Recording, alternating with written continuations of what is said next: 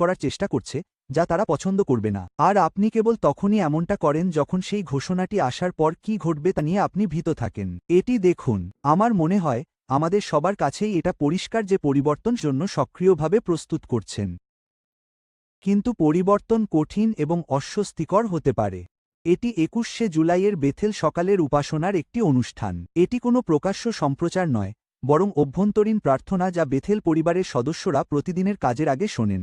যারা আসলে এই সংগঠনটি পরিচালনা করেন তাদের বলা হচ্ছে যে পরিবর্তন আসছে এবং তারা তা পছন্দ করবেন না। এটি বর্তমানে বেথেলে কর্মরত কেউ রেকর্ড করেছেন এবং আমার কাছে তা ফাঁস হয়েছে। ভিডিওটির মানে কিছু সমস্যা আছে। আমি নিশ্চিত যে আপনি লক্ষ্য করেছেন, তবে যা বলা হচ্ছে তা একেবারে পরিষ্কার। যদিও সেই ক্লিপটি সকালের উপাসনার শুরুতে নেই, এটি একেবারে শেষের দিকে, প্রায় ১২ মিনিট পরে, এবং আমি বাকি অংশগুলো বাদ না দিয়েই ৩টি গুরুত্বপূর্ণ অংশ তুলে ধরব। আমরা পুরো বিষয়টি ক্রমানুসারে দেখব কারণ এই অনুষ্ঠানের আকর্ষণীয় বিষয়টি এর কোনো একটি লাইন নয়, বরং এই অংশগুলো পরপর যুক্ত হওয়ার ফলে মানুষের ওপর যে প্রভাব পড়ে তাই আসল। যখন আমি কোনো কিছু বাদ দেব, আমি আপনাকে বলবো সেটি কী ছিল এবং কেন বাদ দেওয়া হয়েছে। আর আমি এখনই বলছি, সবচেয়ে গুরুত্বপূর্ণ মুহূর্তটি মূল আলোচনায় নেই। এটি আসলে শেষ দিকে করা ছোট বাইবেল পাঠের অংশে রয়েছে। সেটার জন্য শেষ পর্যন্ত থাকুন কারণ এর অন্তর্নিহিত ব্যঙ্গটি চমৎকার। আমি ৪০ বছর ধরে জিহোবার সাক্ষীদের একজন ছিলাম। যদি আপনি না জানেন, তবে বলে রাখি আমি এই ধর্মে জন্মগ্রহণ করেছি এবং এমন হাজার হাজার আলোচনায় আমি উপস্থিত থেকেছি। আমি জানি এগুলো শুনতে কেমন লাগে এবং আমি জানি শব্দের আড়ালে কি লুকিয়ে আছে। তারা যা বলে তার চেয়ে তারা যা বলেনি তাতেই বেশি কিছু প্রকাশ পায়। আর একটি কথা, অনুষ্ঠানের শুরুতে ৪ জন সাধারণ বেথেল সদস্য মন্তব্য করেছেন। তারা কেবল সাধারণ মানুষ। তাদের কোনো ধারণাই নেই যে ঘরের বাইরের কেউ তাদের কথা শুনবে। আমার সমস্যা ব্যক্তিদের নিয়ে নয়, প্রতিষ্ঠানের সঙ্গে, তবে তাদের মন্তব্যগুলো খুবই তাৎপর্যপূর্ণ। তাই আমরা সেগুলো একে দেখব। অনুষ্ঠানটি প্রার্থনা দিয়ে শুরু হয়, যা আপনি আশা করবেনই, এবং তারপর দৈনিক পাঠ, মঙ্গলবার ২১শে জুলাই, ইফিসীয় ৪:৮। তিনি যখন ঊর্ধ্বে আরোহণ করলেন, তখন তিনি মানুষরূপী উপহার দিলেন। আচ্ছা, সাক্ষীদের ধর্মতত্ত্ব অনুযায়ী সেই মানুষরূপী উপহার হল প্রাচীন বর্গ, সীমা পরিদর্শকরা, এবং পরিশেষে পরিচালনা পর্ষদ, যাদের তারা বিশ্বস্ত ও বুদ্ধিমান দাস বলে অভিহিত করে। প্রায় ১ দশক আগে ক্ষমতা দখলের পর থেকে তারা নিজেদের এই নামেই ডাকে, যা নির্ধারণ করে যে বিশ্বস্ত ও বুদ্ধিমান দাসের একমাত্র সদস্য হল পরিচালনা পর্ষদ এবং অন্য কেউ নয়। পুরো নেতৃত্বের কাঠামোটিকে যিশুর কাছ থেকে পাওয়া একটি উপহার হিসেবে তুলে ধরা হয়, যা তিনি ব্যক্তিগতভাবে তাদের হাতে তুলে দিয়েছেন।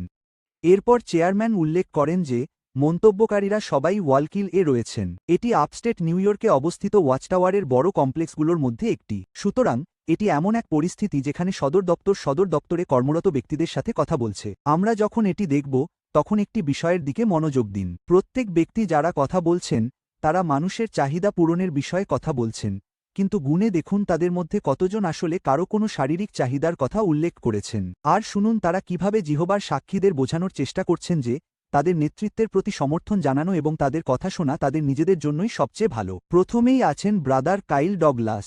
এই শাস্ত্রপদটি যিশু যে একজন বিজয়ী এবং আমাদের রাজা, সেই বিষয়ে আমার আত্মবিশ্বাস গড়ে তুলেছে। একজন বিজয়ী হিসেবে তিনি মণ্ডলীর জন্য উপহার ও মানুষ প্রদানের মাধ্যমে শয়তানের ওপর তার ক্ষমতা দেখিয়েছেন। উদাহরণস্বরূপ, প্রথম শতাব্দীতে যিশু স্বর্গে ফিরে যাওয়ার পর তিনি এমন মানুষদের মুক্ত করেছিলেন যারা শয়তানের নিয়ন্ত্রণে পাপ ও মৃত্যুর দাস ছিল। এখন মুক্ত হওয়া সেই বিশ্বস্ত ভাইয়েরা স্বেচ্ছায় খ্রিস্টের দাস হয়ে ওঠেন এবং যিশু তাদের প্রারম্ভিক খ্রিস্টান মণ্ডলীর যত্ন নেওয়ার জন্য উপহার হিসেবে দান করেন। এখন এখানকার যুক্তিটি বোঝার চেষ্টা করুন কারণ এটি সারা সকাল ধরে বারবার এসেছে। যিশু একজন বিজয়ী। আমরা কিভাবে তা জানি? কারণ তিনি মানুষ হিসেবে উপহার প্রদান করেন। তারা কারা? প্রাচীনরা। সুতরাং প্রাচীনদের অস্তিত্ব শয়তানের ওপর খ্রিস্টের ক্ষমতাকে প্রমাণ করে। এটি কিভাবে তা করে? তিনি সুবিধাজনকভাবে আমাদের তা বলেননি। ভাগ্যক্রমে এই মানুষরূপী উপহারগুলো আমাদের সময়ও প্রদান করা হচ্ছে। তারা প্রমাণ যে যিশু আমাদের রাজা হিসেবে আমাদের নেতৃত্ব দিচ্ছেন। তারা প্রমাণ। এই বিষয়টি নিয়ে একটু থামুন। সংগঠনটি পুরুষদের নিয়োগ দেয় এবং সেই পুরুষদের নিয়োগ দেওয়াকে প্রমাণ হিসেবে উপস্থাপন করা হয় যে খ্রিস্ট সেই সংগঠনকে পরিচালনা করছেন যারা তাদের নিয়োগ দিয়েছে। একে বলা হয় একটি বদ্ধ লুপ বা গোলক ধাঁধা। যদি প্রাচীনদের অস্তিত্ব থাকে, তবে খ্রিস্ট নেতৃত্ব দিচ্ছেন এবং কোনো পর্যবেক্ষণই এর বিপরীত ফলাফল দিতে পারে না। এটি মনে রাখবেন কারণ মূল বক্তব্যে আপনাকে এই দাবিটি নিয়ে নিশ্চিত হতে বলা হবে।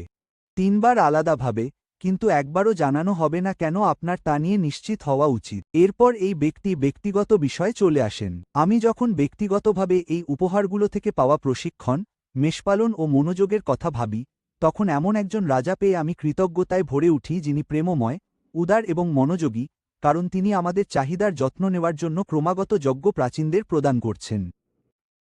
প্রশিক্ষণ, মেষপালন, মনোযোগ।